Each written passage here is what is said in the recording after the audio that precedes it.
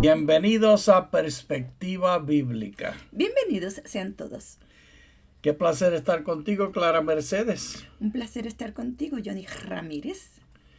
Pues Clara, tenemos mucho estudio y mucho que cubrir. ¿Nos diriges en oración? Oremos. Gracias te damos, Padre Santo, por tu amor, tu bondad, tu misericordia. Te pedimos que nos ayudes a honrarte, que nos ayude a serte fieles, oh Dios. Y ayúdanos, Señor, a escudriñar tu palabra y especialmente aprender a amar al prójimo como a nosotros mismos. En el nombre de Jesús. Amén. Pues Clara Mercedes, estaremos estudiando la lección 4 para el 27 de abril, defendiendo la verdad. Y aquí me encanta esta presentación gráfica, en esta pintura o dibujo, porque presenta la gran nube de testigos que habla el libro de Hebreos, que vinieron antes que nosotros y que han preservado el texto bíblico. Pero algunas personas, Clara Mercedes, tienen la idea que sus doctrinas y sus interpretaciones son la palabra final, porque está basado en lo que ellos leen en el texto bíblico, y qué cierta y qué buena es esa declaración. Pero hoy vamos a descubrir y vamos a considerar cómo se hizo la traducción que usted está usando para usarla como autoridad. Descubrir algunos de los elementos. No vamos a entenderlo todo, pero el objetivo principal, Clara, es humildad. Y esa humildad es la que nos va a ayudar a promover lo que tú promueves. El amor al prójimo como a nosotros mismos y el amor a Dios sobre todas las cosas. Algunos inclusive han puesto algunos comentarios en nuestra página en YouTube que no son muy amorosos. Y yo los dejé para que cada cual ponga lo que desee escribir. Pero entienda usted que cada palabra que nosotros escribimos nos juzga a nosotros mismos, y cada palabra que decimos. Aquí en Perspectiva Bíblica no pretendemos tener la última palabra, pero deseamos presentarle una perspectiva y explicarle de dónde viene.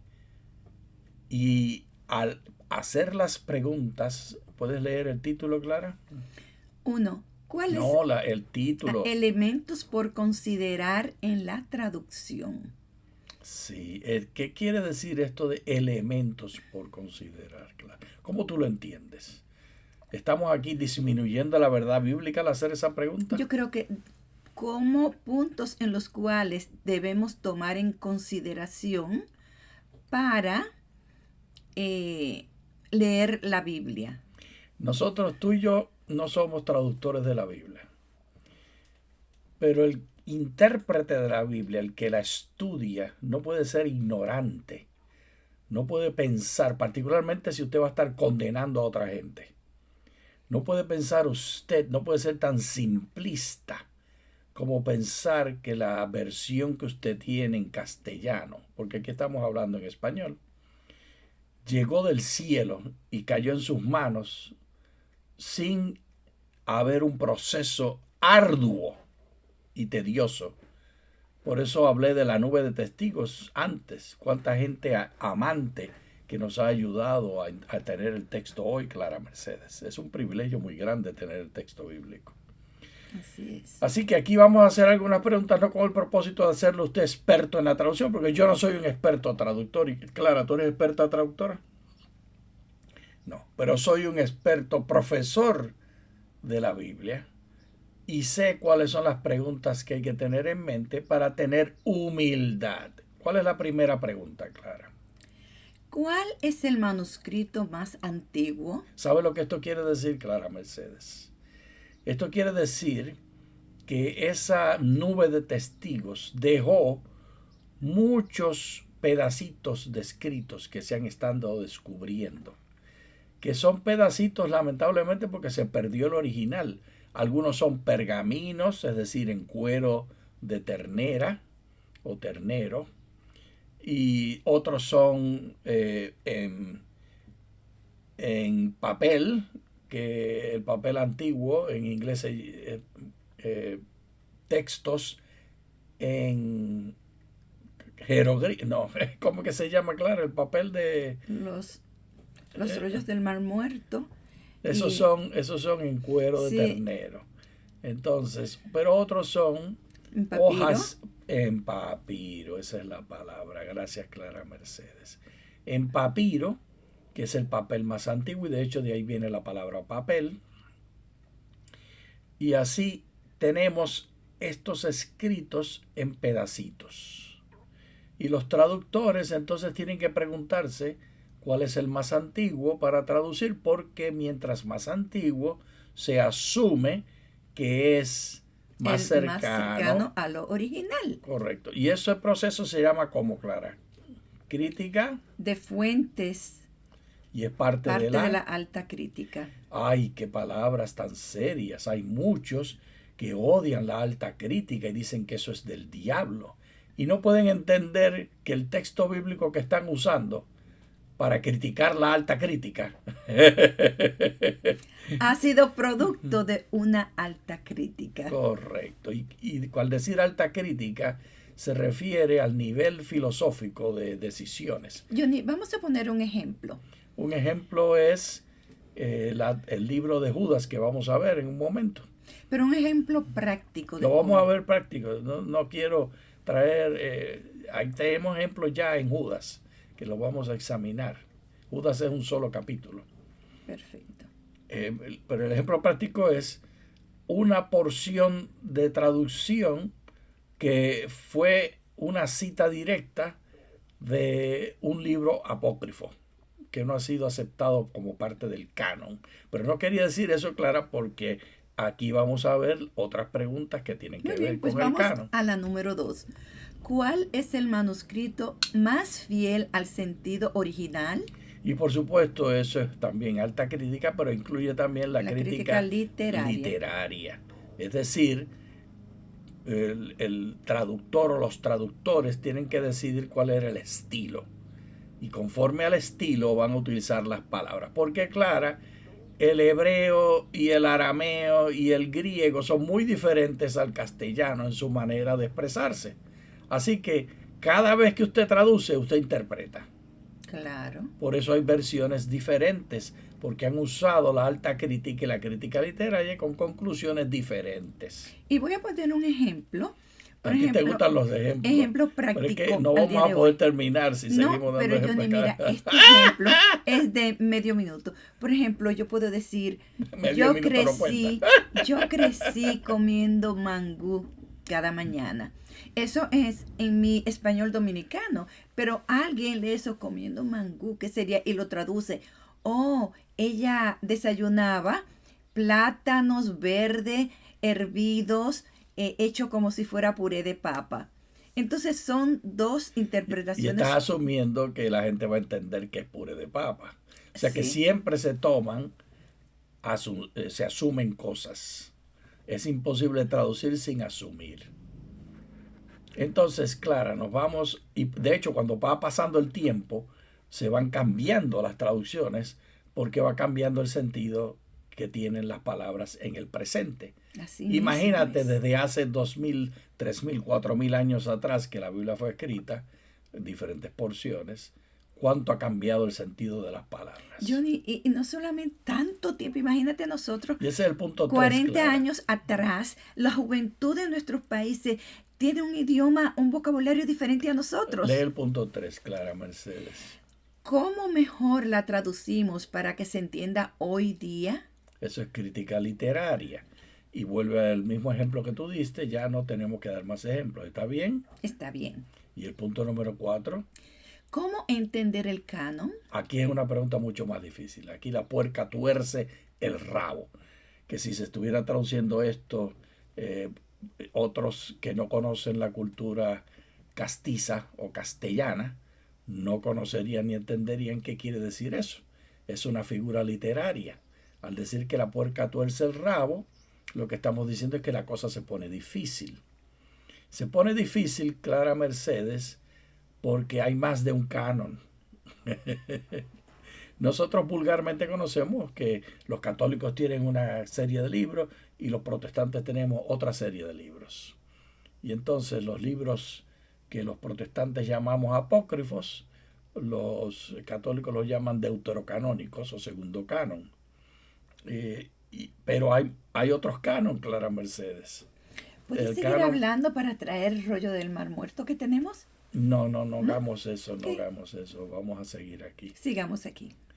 Entonces, el canon, por ejemplo, el canon etíope, que tiene más de 200 libros, pero no vamos a mencionar eso. Entonces, al entender cuál es el canon, esto es parte de la alta crítica y la crítica histórica con eclesiología, porque son decisiones de la iglesia. Clara Mercedes, la Biblia es producto no de una persona o serie de personas, de comunidades. Por eso la nube de testigos es tan importante entenderla. Se reunieron personas y decidieron qué libros entran y qué libros salen. Y después de eso se reunieron otros y decidieron, vamos a aceptar esta Biblia o vamos a aceptar aquella Biblia. Y siempre tenemos que someternos a una comunidad. Nunca es decisión de cuál es la verdad que se pueda descubrir por una sola persona. Eso no existe en el canon. El canon es una decisión comunitaria y nosotros nos sometemos a esa decisión comunitaria. Entonces, porque no traen los libros antiguos no tienen un sello que diga esto fue inspirado por Dios o esto no. Y por supuesto, hay reglas hermenéuticas que en la interpretación nos ayudan a entender. Pero esas mismas reglas se contradicen al nosotros hacer el canon, porque el libro de Judas tiene citas de textos de libros que no consideramos los protestantes como inspirados, ni siquiera los católicos lo consideran como parte del deuterocanon, del segundo canon. Así que ofende a católicos y a protestantes. Ahora, Clara, nos vamos entonces al 5. ¿Cómo traducir e interpretar la Biblia? Esto, Clara.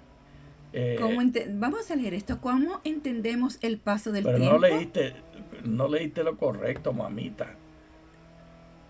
¿Cómo traducir e interpretar profecías? Gracias. ¿Cómo entendemos el paso del tiempo? ¿Lineal y consecutivo, sin repetición, o circular y cíclico, con repeticiones? Y esto, Clara, parece que ofendió a varios de los que escucharon la última vez que lo mencioné. Pero tienen que entender que usted está tomando decisiones sin saberlo. Alguien tomó la decisión por usted. Y usted lo estamos haciendo consciente de que hubo un proceso de tomar una decisión.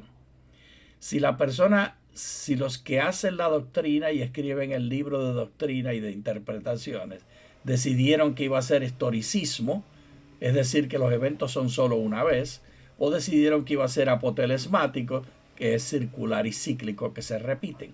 Por ejemplo, y por eso tal vez no lo hice tan claro como debimos haberlo hecho en la lección anterior, pero el ejemplo de Mateo 24, donde se describe la destrucción de Jerusalén, usted tiene que decidir. Si es historicista, entonces esa profecía de Daniel, que habla de la inmundicia que entra al templo, ya se cumplió hace tiempo, porque Jesús habló de un evento específico, la destrucción de Jerusalén, y eso ya ocurrió. Ya se quitó piedra sobre piedra, ya se ensució el santuario y el lugar santísimo. Ya esto pasó. Pero debe ser obvio para los intérpretes, especialmente para los que criticaron, que no. Que queremos pensar que también se cumple en 1844 y en otras fechas. Y que entonces, al usted decir eso, de inmediato usted está diciendo el principio apotelesmático. Porque usted no puede decir que para esta profecía solamente 2 veces, pero para las demás una sola vez. ¿A cuenta de qué? ¿Hay acaso un pie de plana que dice que Jesús escribió cuando habló sobre estas palabras de Mateo 24? Dijo, esta se va a cumplir 2 veces, pero todas las demás se van a cumplir una sola vez. No existe. Ay, me encanta cómo tú hablas, Johnny. Así que usted es apotelesmático, aunque no lo quiera decir, porque el texto se cumple 2 veces. Están cortando el césped aquí y muy apropiado que lo estén cortando en este momento. Que toca la compañía que limpia el patio. Sí, porque esto es bastante controversial, así que le está dando ese contexto controversial. Sí. Vamos, Clara, a leer Judas. Judas 1, siervo de Jesucristo y hermano de Santiago, a los llamados, amados, amadas en Dios Padre y guardados en Jesucristo. Pero la A esa no era para decir amadas, Clara. Está en masculino y lo dejaron en masculino. Tú hiciste crítica literaria. Pero lo dejé ahí porque nos vamos a ir al pie de plana para ver qué quiere decir la A. La versión que nosotros usamos es la versión, míralo aquí, la versión Reina Valera actualizada, que fue en el 2015 que se actualizó. Y entonces, para no marearnos, vámonos para acá antes que yo llegue allí. Entonces, Clara, se actualizó en el 2015 y sigue siendo actualizada. Y aquí vamos a ver las notas de pie de plana para entender. Así, Clara, tenemos el comentario que está en el pie de plana que dice: algunos manuscritos antiguos tienen santificados. Es decir, que los manuscritos no dicen lo mismo todos, Clara Mercedes. Y un manuscrito que está más completo, que es antiguo, y otro manuscrito que es más joven, pero tiene una palabra extra. Entonces el traductor tiene que decidir. Fue que este copista, porque recuerda que no habían fotocopiadoras. ¿Cómo es que tenemos los manuscritos? Se escribía a mano todo. Y alguno estaba dictando, y para si querías hacer muchos, alguien dictaba y los demás copiaban. Imagínate, si hay 10 personas copiando y uno dictando, va a haber diferentes y no se puede borrar. Así que, y tú cometes un error, tienes que decidir, ¿voto el manuscrito y empiezo de nuevo o sigo? Así que vamos a volver, Clara Mercedes, acá a donde está este comentario para ver cómo leería. Entonces, con santificados. Judas, siervo de Jesucristo y hermano de Santiago, a los llamados, amados, santificados en Dios. Pero el traductor decidió no ponerlo. Usó la crítica literaria, pero consideró importante. Amados en Dios y Dios Padre y guardados en Jesucristo. Pero consideró importante dejarnos saber que existía esa traducción. ¿Tú piensas que todos los traductores nos dejan saber las decisiones que tomaron? No. Eso fue muy bueno. A mí por eso me gusta la Reina Valera actualizada del 2015, porque te deja saber lo que algunas de las decisiones que tomaron. No los dice todas, porque entonces sería una enciclopedia en vez de una Biblia. Lee el verso 2. Misericordia, paz y amor les sean multiplicados. Qué bendición, ¿verdad? Y aquí hay un título.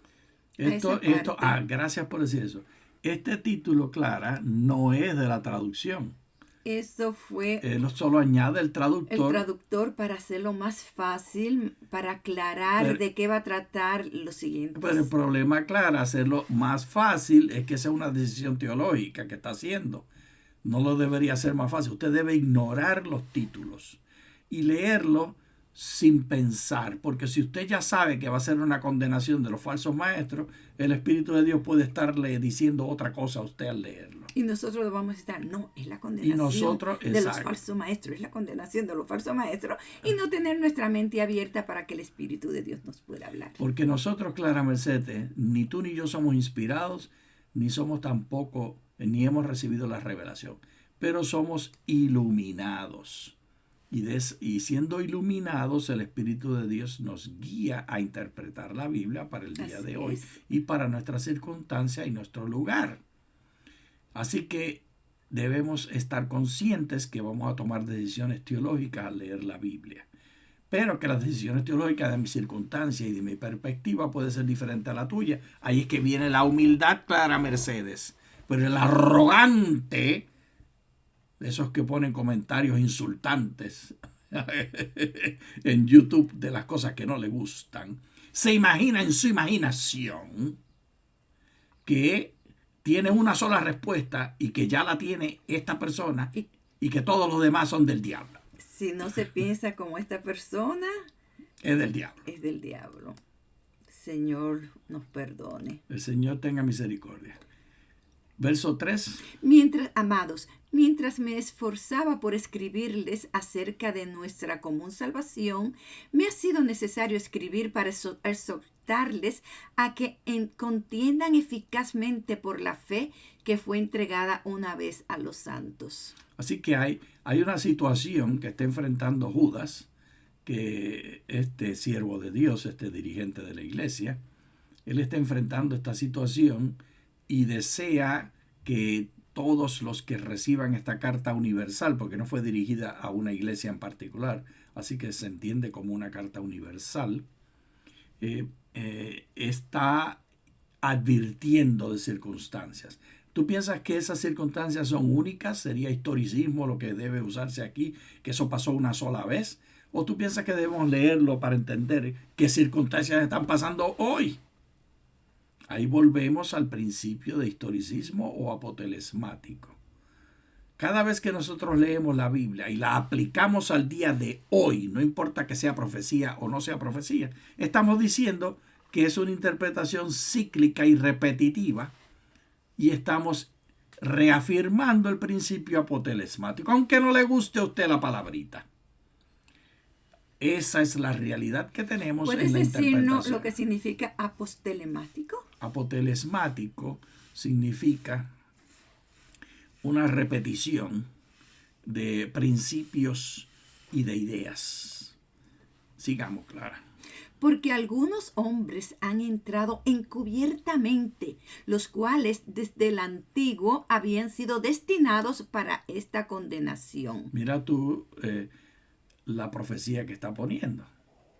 Ellos son hombres impíos. Esta es una decisión teológica que hizo el escritor, pensando que Dios predestina. ¿Cree usted en la predestinación?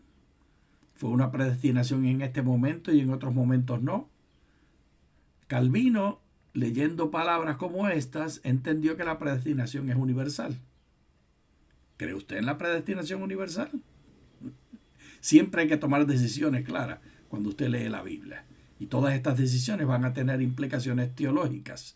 No sea inocente cuando usted lee. Sigue.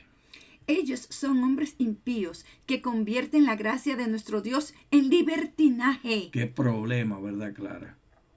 Este es un problema serio. Clara y yo somos fariseos. Ella es mujer y no podría ser farisea, pero ahora sí es farisea. Mire, ella es vegana. Yo a veces como queso. No usamos anillo. Practicamos todas las doctrinas de la iglesia adventista del séptimo día y la cumplimos como mejor entendemos y podemos. Así es. Sin embargo, nos pueden acusar de libertinaje por causa de yo tener una barbita, una chiva. Me pueden acusar por libertinaje por afeitarme lo que me queda de cabello. Eso podría ser visto como libertinaje. Es siempre una interpretación. Y también me pueden acusar de libertinaje porque tengo esta cadenita, pero es una cadenita de salud. Ahí tiene una alarma. Una alarma. Y tiene una cadena de plata pura porque la plata no le afecta y no le hace tener reacciones. Así es que no digan, mire, la doctora pastora Clara tiene cadenas. Pero te pinta los labios. Entonces, hay quienes dicen que no se debe pintar los labios la mujer porque no debe ser afectada. Pero usted, sin embargo, el que lo está criticando se afeita la cara.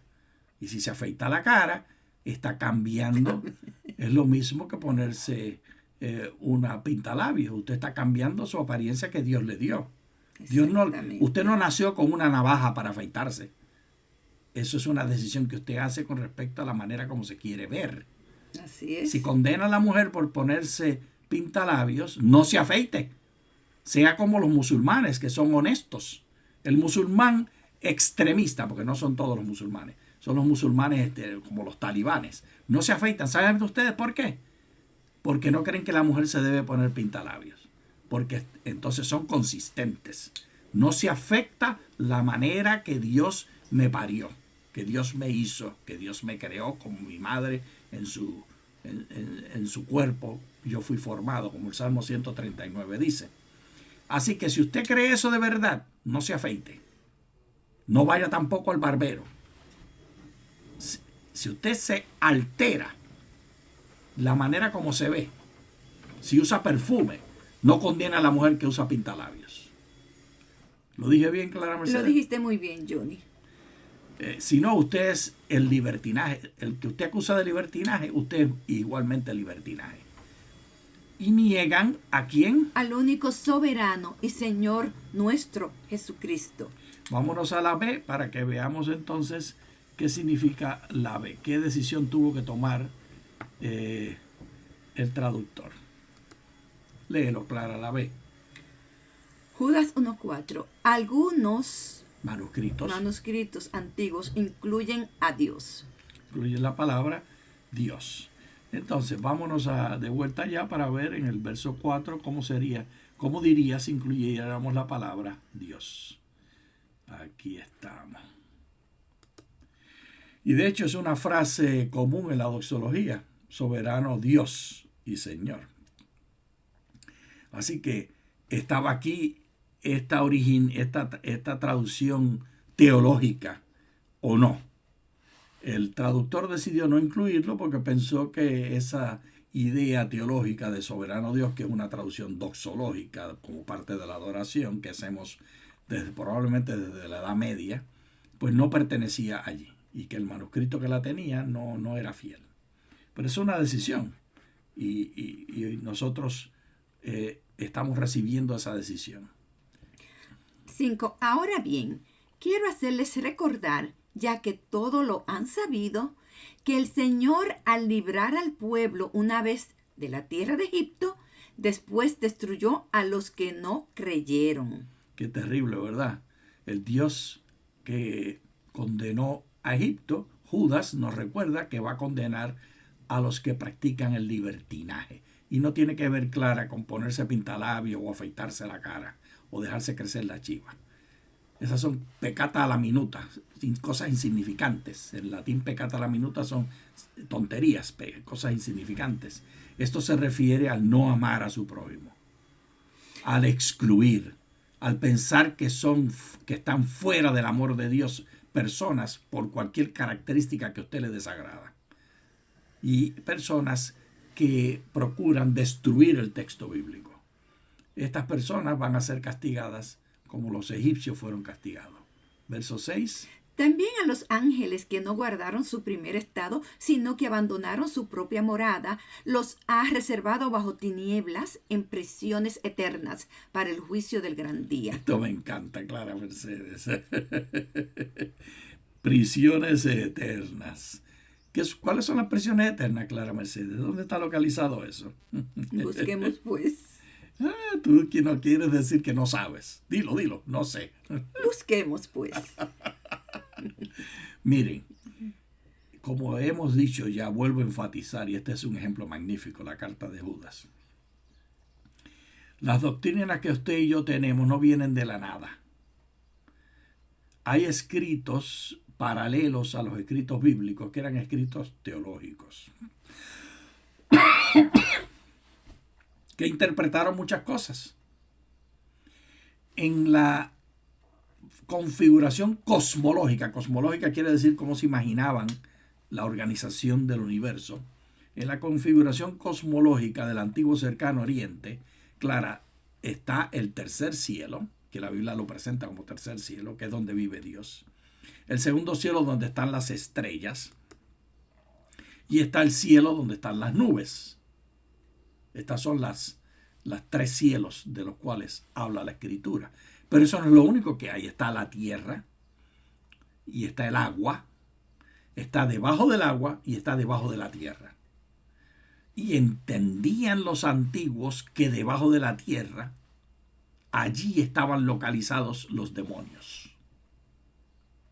Y hay varias porciones de la Escritura que hablan de visitas a esos lugares. a esos lugares y de cómo aún en Filipenses, por ejemplo, el capítulo 2 es uno de los más famosos, que es parte de esa poesía preciosa de lo que va a suceder en la adoración al Señor Jesucristo, que dice que toda rodilla se doblará. Y para estar seguro que usted sabe que son todas las rodillas, entonces le dice la cosmología de su tiempo.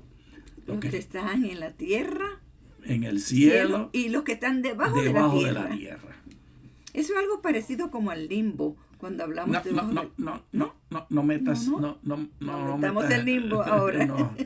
El limbo será para otra ocasión. No, Clara Mercedes, esta versión, esta interpretación cosmológica de las Sagradas Escrituras, refiriéndose a esa habitación debajo de la tierra, nosotros hoy en día tenemos que ser humildes y entender que no vamos a saber si ellos lo estaban usando de manera literal, es decir, historicista, que se refiere a un lugar específico.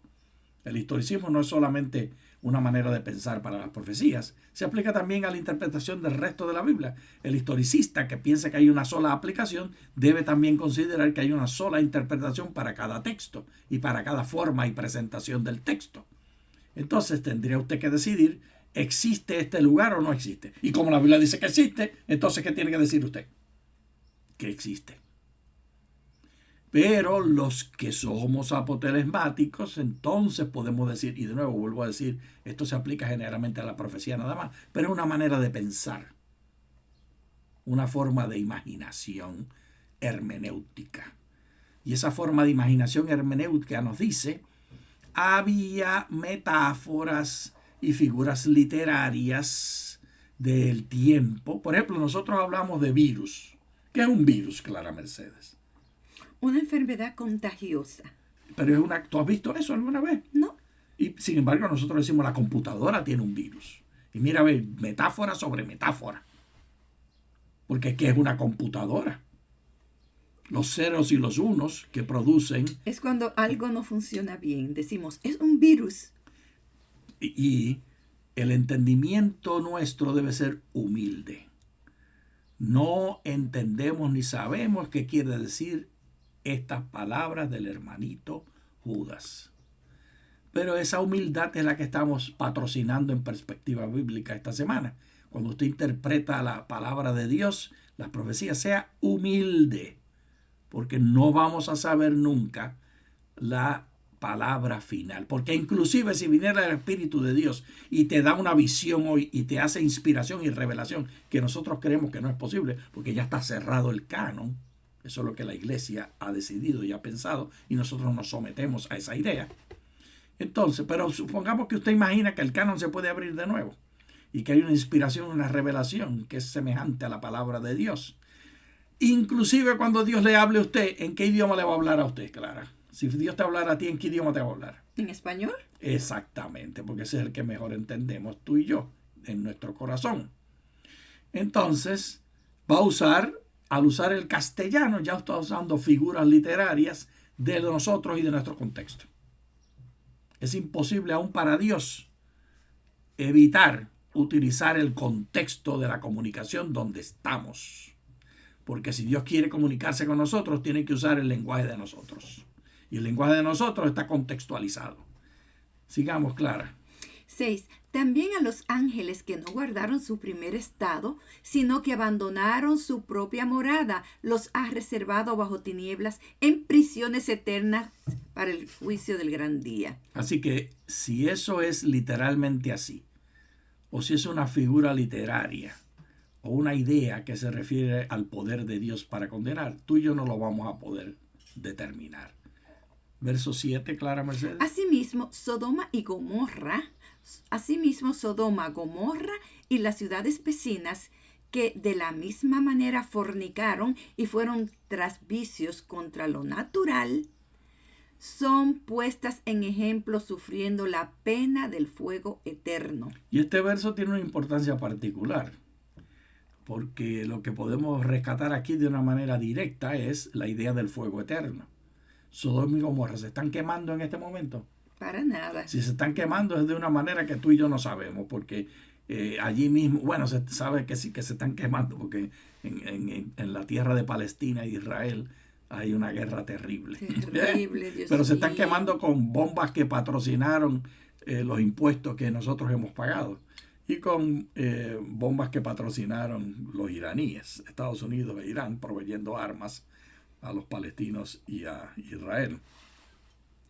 Pero ese no es el fuego eterno que habla aquí. El punto es clara, humildad, de nuevo. Entender que cuando leemos la Biblia hay mucho más de lo que nosotros vemos con nuestros ojitos. Ahora, si usted no lo quiere ver, pues no escuche esta grabación. Ya debió haberla apagado hace rato. Verso 8. Dios les bendiga.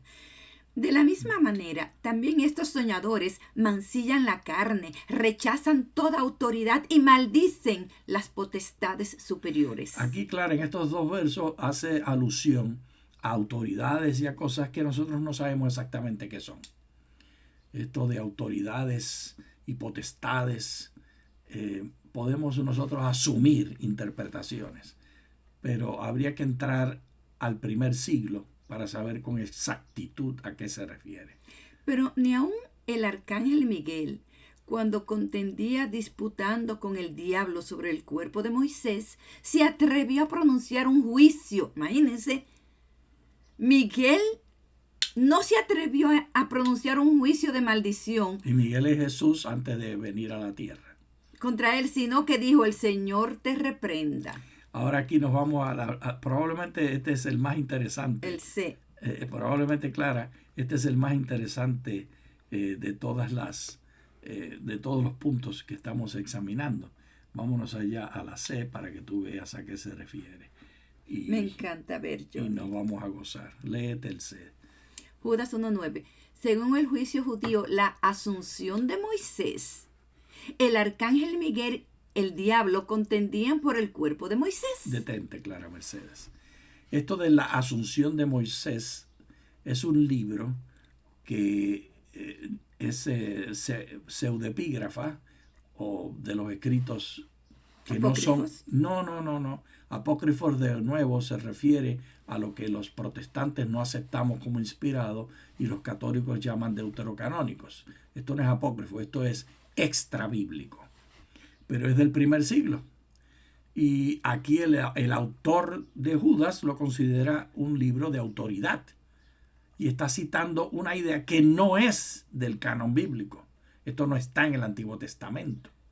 No contradice, y por eso esa es en la alta crítica que se hicieron, pues dijeron, esto no contradice lo que dice el libro, los 5 libros de Moisés. Así que si estaba allí y este lo usó, pues incluyámoslo. Pero tenemos ese libro, Clara. Le voy a leer. Aquí tú vas a leer ahora lo que dice ese asunción de Moisés con respecto a esto. Sigue leyendo para que entendamos qué libro es ese. El Testamento o Asunción de Moisés es un libro apócrifo que fue escrito originalmente en hebreo o arameo entre el 3 antes de Cristo y el 30 después de Cristo, con versiones en griego y latín. Y yo me contradije y tú estabas leyendo y yo había dicho que no era apócrifo. Aquí lo llama apócrifo el comentarista Johnny, sobre lo que pasa es que ¿cuál es mi nombre? Tú estás clara. Sigue leyendo. Clara. De origen palestino, Señor, tierra bendita y divina fue la de Palestina, es la de Palestina donde nació Jesús. Dios lo siga protegiendo. Y ambiente farisaico. Pretende narrar la historia del mundo en forma de profecía desde Moisés hasta el tiempo del autor. Sí que es un libro fascinante que sería interesantísimo leer. Me encantaría leerlo, porque a veces leemos libros literarios o libros del origen de la independencia de nuestros países, y este libro de Moisés, de la ascensión de Moisés, debe ser maravilloso. Sigue leyendo. Fue descubierto por Antonio Seriani en la Biblioteca Ambrosiana de Milán, esto es en Italia, a mediados del siglo XIX. O sea, lo que esto quiere decir, Clara Mercedes, es que era un texto importante que fue escrito en el primer siglo probablemente y lo consideró la iglesia cristiana, la comunidad cristiana, como inspirado, como bueno, como, si no inspirado, como revelador, como importante, y lo guardaron. Pero no se hicieron muchas copias y no circuló por todas las iglesias, así que no llegó a ser parte del canon. Y lo guardaron y se lo pasaron y se lo pasaron, y llegó desde Palestina hasta Milán en Italia. Y allí estaba guardado En una biblioteca. de una familia a otra, se lo iban pasando hasta el 1861, cuando es redescubierto. El texto está en 12 capítulos y dice ser profecías secretas reveladas por Moisés a Josué antes de transmitirle su liderazgo del pueblo de Israel.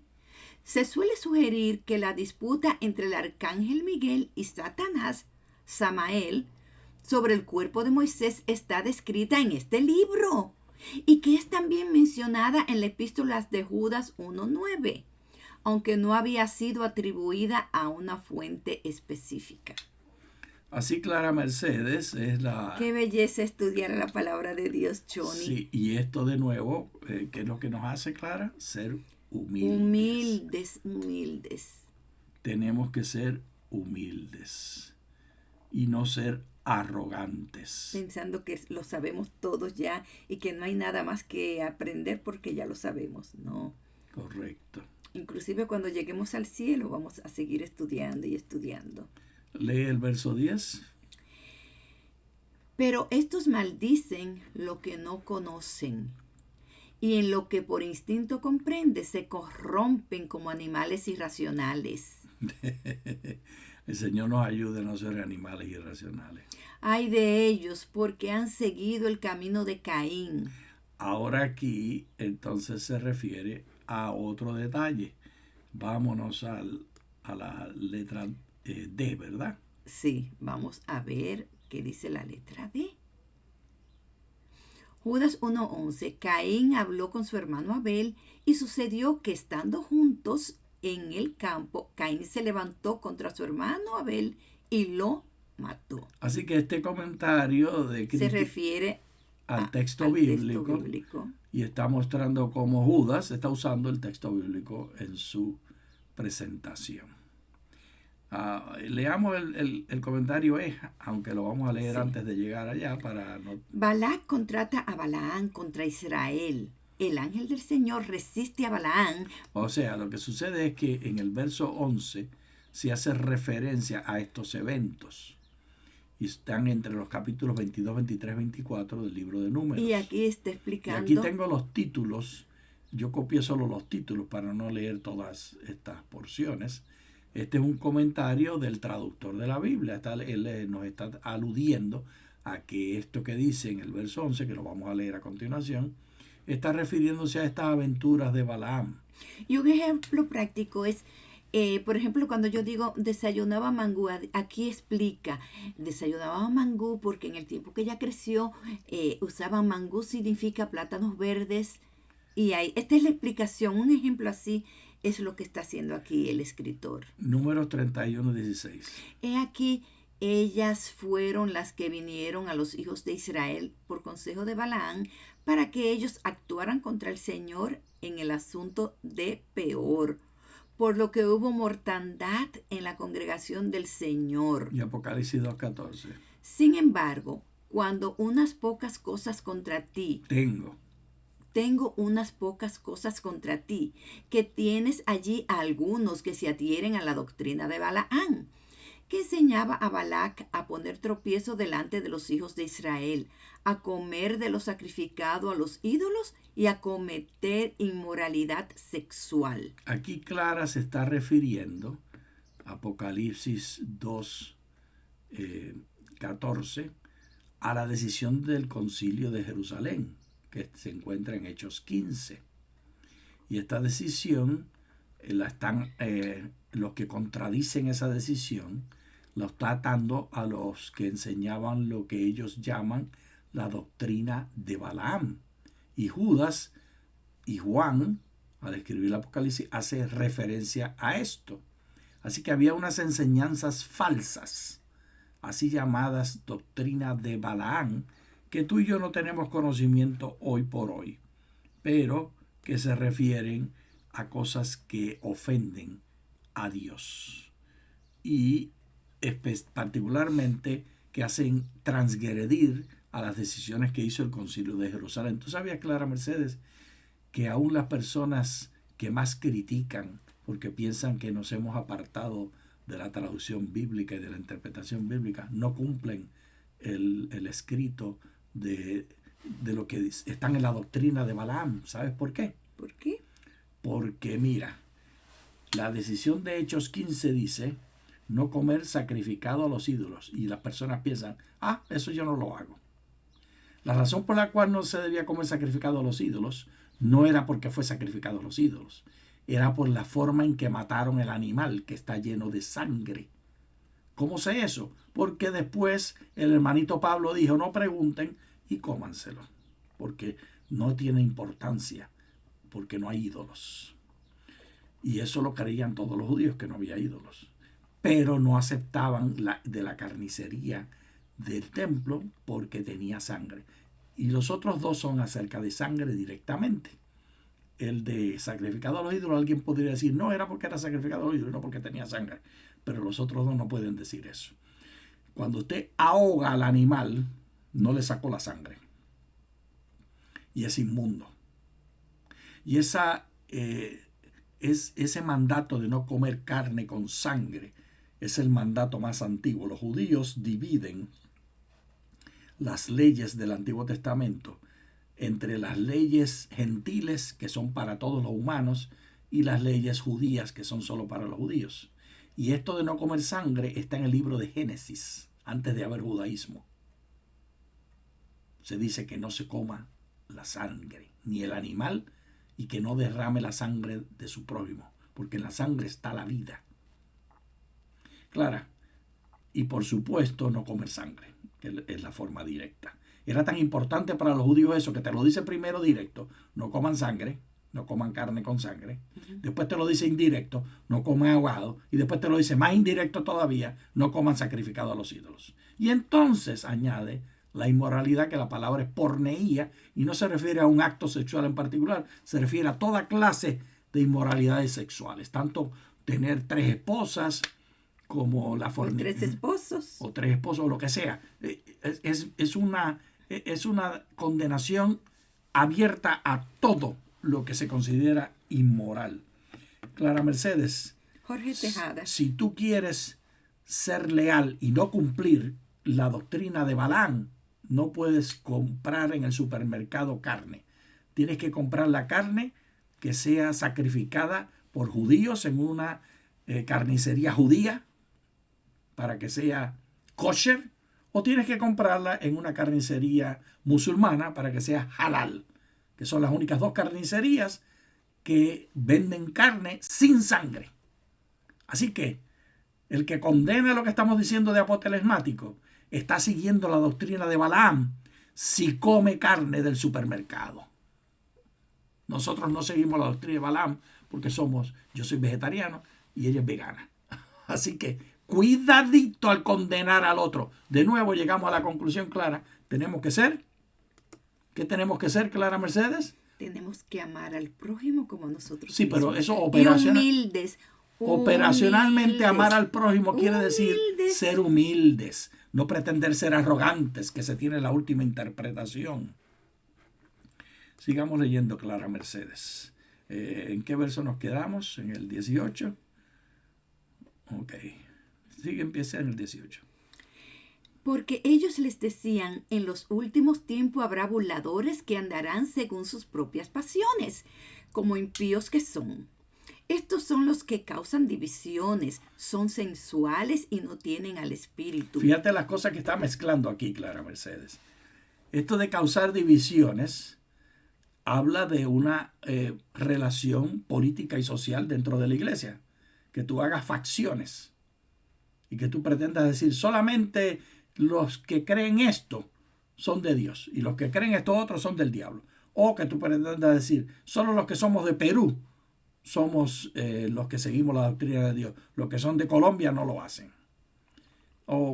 Y mira cómo lo mezcla eso de divisiones con sensualidad. Es decir, que la mente del que escribió esto tenía una percepción diferente de los asuntos sexuales. Visualizaba diferente lo que nosotros llamamos inmundo hoy. Probablemente cosas que nosotros llamamos inmundo, él no las llamaba inmundas, y cosas que él llamaba inmundas, nosotros no las llamamos inmundas, porque es un contexto específico. Y hemos de ser humildes y entender que tenemos que someternos al diálogo en nuestro contexto para que personas que piensan cosas diferentes, la iglesia pueda encontrar una manera de evitar división. Porque lo que es igual siempre es que causar divisiones te hace de los de Balaam. No queremos causar divisiones. Para evitar divisiones hay que ser más inclusive. Porque el propósito de nosotros es incluir para salvar, no excluir, decir, como tú no piensas igual que yo, no te viste igual que yo, entonces tú no perteneces a nosotros. Lee el verso 20. Pero ustedes, oh amados, edificándose sobre la santísima fe de ustedes y orando en el Espíritu Santo, consérvense en el amor de Dios. Amén. Consérvense en el amor de Dios, aguardando con esperanza la misericordia de nuestro Señor Jesucristo para la vida eterna. De algunos que vacilan, tengan misericordia.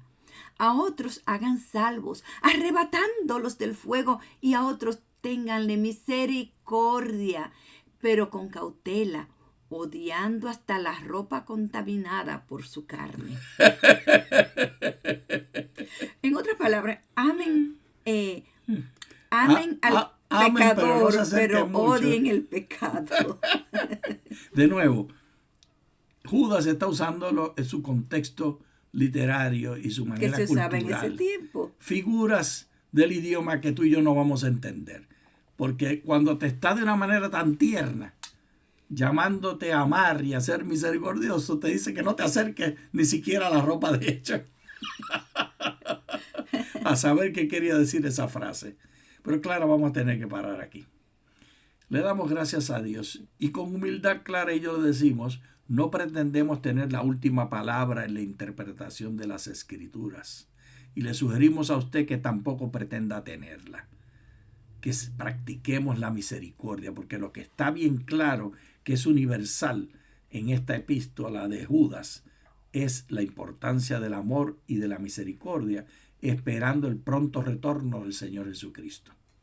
Muchas gracias. Muchas gracias.